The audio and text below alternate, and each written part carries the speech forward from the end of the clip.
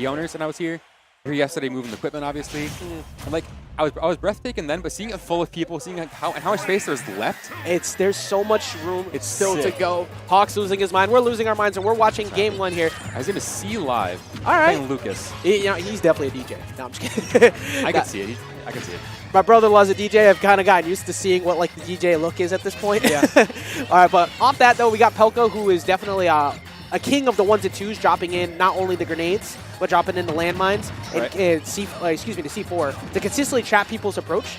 The PK kids don't care too much about that though, because of the fact that that side magnet's really good at just racking up quick damage. And Sinai is actually playing pretty well so far on the start of this, except for the fact that he kind of forgot where that C4 was. Yeah, that'll happen. Dog cat PR. Oh, I will be first. Just All right, saying. well, here's the thing. The dogs are already at the top. The HMs could go to the cats. But That's true. all right, to start here, though, Pelca was able to rack up that first stock. You can see he's starting to play a little bit more reserved, because once you notice that your opponent is seeking out those side magnets, you got to play around that. And he's swapped that out for things such as dash attack and throwing out a lot of hitboxes to catch these tech chases. I don't think he meant to Nikita there. That was an accident. I imagine him on like a B reverse grenade when he Nikita'd right there. Yeah, I think so too. You know, that's he doesn't drop that too often. And you see right there, consistently getting the B reverses on the C4-2 on landing. Oh, that was good. Like, even if he decided to hold shield, Nikita could have just been swung around him and kept that pressure on. Yeah, that first stock, honestly, pretty close from C Live, but I feel like after you got the first stock off, kind of have the download on him. You can tell he's kind of playing super safe, punishing every option. Yeah, and that's a key factor too. You got to see how they react to recovering high, and he just gave him only a PK Thunder 2 attempt. That is not what you want to give to a Snake. Like, oh, that looks like I'm recovering for free. Yeah. And Pelca digging deep, trying to go for a fair, just trying to end it all. And yeah, he's not even putting out the grenades anymore. He's just putting out hitboxes. Yep. First Snake has a lot of large and also lingering hitboxes. All of his aerials last a very long time. I like the idea of the PK Thunder at the ledge there, but you've got to get this kill right now. What? My man! Oh my god, if he got that, I would have popped out. I would have popped out for him too. All right, now here's the thing. All right, so he decided not to down throw. I think Pelca really wants his fair. Okay, I know, he wanted to get the trade on the PK. Thank you, Hypebot, for following. Thank you, everybody who's currently jumping into here. Down for the jabs. I'm telling you, see, he wants that fair so bad right now. All right, so what are you going to do at the ledge back throw? There you go. Get yourself on the board. Now, if he could play slow. But you know what? The thing is, because he's got this 2-stock lead, Uh-oh. I think he was mashing his way out. Oh, maybe. And Pelca let him have it. Yeah, okay. He was trying to mash out so he could get out of the grab, but that's it right there. That's true. 160. Yeah. For Pelca right there, that's fine. He was like, I don't have you at kill percent anyway, so yeah, go ahead. Cool. Yeah. I'm gonna run it back. So C Live, you can see he's stopping to think about it. We talk about this all the time. When you get a match that happens like that, especially against a good player, stop and think. Yeah. You got like a minute to stop and figure out, hey, what do I need to do to make the adjustments? Don't waste more than a minute. We'll come at you. But you know, take your time. Yeah, probably some nerves there too. Pelca doing really well recently in this game. Yeah. We've what, 9th at collision? I'll just say it straight out. If he's not on top 50 PGR, I will actually. I'll be very surprised. I will write a letter to corporate. I'm contacting Send Swar. it right to Swar, exactly. Yep. See, I know where corporate is. All right, so going into game 2 here, we got Kalos. I actually really like this because before he just swats the grenades back at him. I love this. Hey, do it, man. Smack it back. I like this though because now the Cypher has a harder time of landing. Oh, there you go. Force those high recoveries. There you go. Start going in a little bit more. He's playing a lot better so far at the beginning. Oh yeah, he's got a huge lead right now. I like that we see Shadowhawk and other people do that all the time. Just put the PK freeze in front of you. Oh, it's so good in this game. All right, they're out of shield. It's a very good option. Put that pressure on. Oh, it doesn't break it. I like the idea though. Yeah, not the same properties as the other one. 8%, I think, to break the Cypher. Yeah. So just to point out the differences in the way he's playing. He faded back and faded back in for that dash attack. He's digging deep. Oh, he's dead. And he actually, I think he might have baited out a potential defensive option because of how low he went. This is a very different game here. All right, yeah. So put game 1 in that back pocket. Maybe I was wrong. Maybe that was just C-Live's data. Some people almost intentionally, well, they don't intentionally lose game 1, but some people really don't play the way that they can play at their best. Right. When they, after that first game 1, they got to get the download on how things are going. And I don't think Pelca has been prepared so far for this new adjustment out of C-Live so far. Oh, for sure. He's a much different monster right now. Oh, my God. Yeah, he's playing the bait and punish game. There we go. He's spacing everything perfectly right now. And he's trying to read the tech chase. Oh, yeah, there you go. Okay. I actually like that because when you're at that percent, nobody wants to get grabbed, so they're most likely going to jump. And he already knew the anti-air was going to be there. Oh, you could die to that. Yeah, you better mash. You could die really early to that. All right, this damage is racking up pretty big time for Sea Life here over Pelca. Now he's the one who's looking for Pelca to be aggressive out of shield and try and catch him jumping. That back air lasts so long. What? Oh, yeah, the sandbag? Yeah, that goes big. Oh, 84%. No, 96. This is starting to not so much derail, but Pelca seems to be getting a little bit more better at catching his landings. I hate the way I just said that. A little bit more better. Yeah, good enough. It'll get better. Started today. We're just excited, you know? I can't contain myself. Forward throw is going to give him good stage positioning.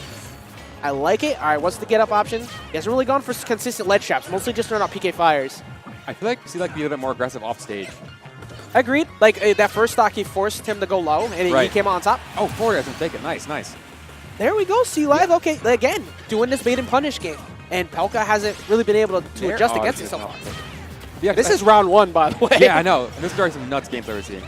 Yeah, the new home, new beginnings, new top players, you never know. I'm always a big fan of an upset, and I love Pelca, but I also love seeing those up tilts get caught on anti-airs when people get a little bit too aggressive. Yeah, because Lucas' aerials actually do a good amount of damage. It's like he has no problem breaking Cypher if he gets off stage with him.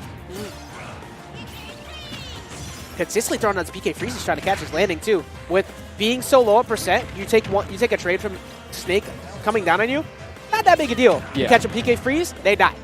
Right, right. Ooh, there you go, rolling his way out of there. And he's sticking to his guns of the way he did the first game. Just throwing out hitboxes, trying to rack this up slow. A lot of dares, though, so it seems like he's starting to finally adjust to that. What's the landing? Just get himself out of there, not try to get caught. And the fair? That could be the game. All right, so we're going to game 3. And again, this is only round 1. Just round 1. And Sea Live put himself on the board. All right, then. I'm curious to see how he did at GamerCon, actually. Yeah, me too, actually. Now that I think about it, because again, I saw him and a couple other people over at GamerCon, and there was a lot of people who said, "Oh, I got upset by this person," or "I've never seen this person play." The Danbury Mall crew came out, like Blank. I've been waiting to see Blank for a while. It was kind of like it reminded me of Tony Pajamas in Smash 4. Right. He was stuck in the bottom left-hand corner, and he couldn't come up so much. And then when he finally showed up, he proved why he was consistently winning or doing really well over at I can't remember what that venue was called.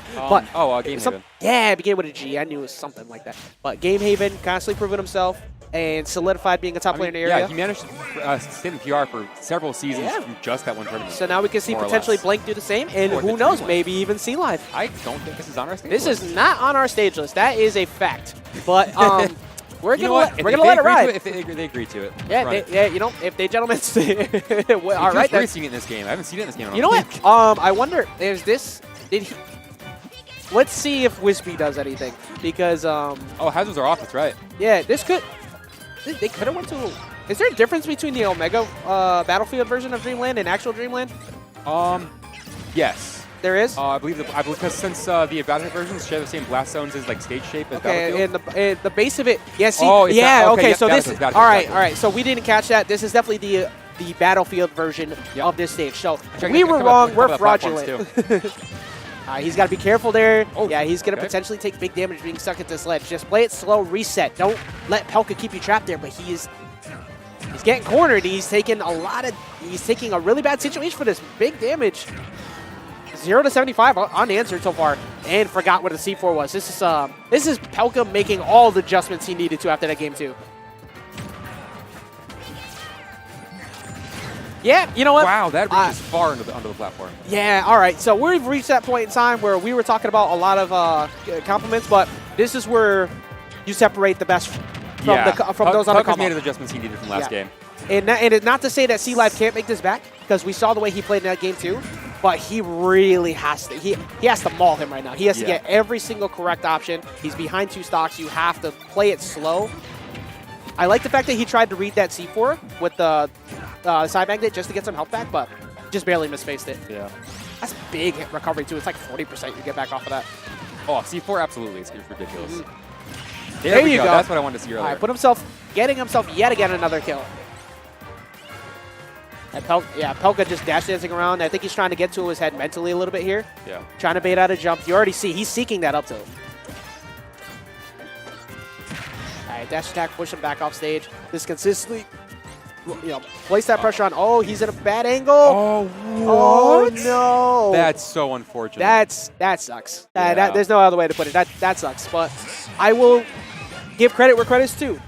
Well done. To C Live definitely was very impressive. Obviously, lost the set, but at the end of the day, every one of you guys who competes, you have to make sure you take those W's where you can. Like, that Pelca is a national threat, and you took the game in Game 2 very, very confidently. Game 3 kind of derailed a bit, but now go back and watch this, see where those mistakes were made, and adjust. Too many people don't go back and watch their own losses. Everybody just wants to watch their wins. You don't see where you're screwing up by only watching your wins. You need to watch your losses and compare them too.